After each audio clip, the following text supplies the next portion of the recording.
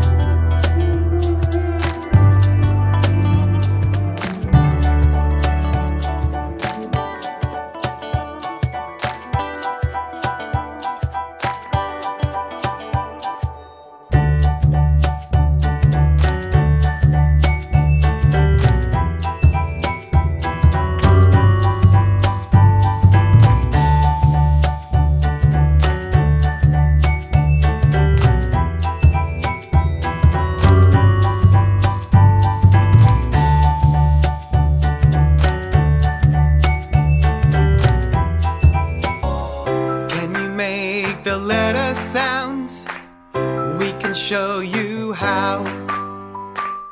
What letter shall we learn? Let's find out now. Let's learn about the letter E. This is a capital E. This is a lowercase e. You know how the E looks now. Let's make the letter E sound.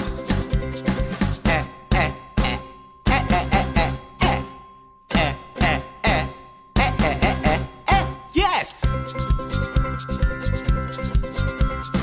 E is for egg. E is for elbow. E is for elephant. E is for elf. E is for emperor. E is for empty. You know some E words now. Let's make the letter E sound.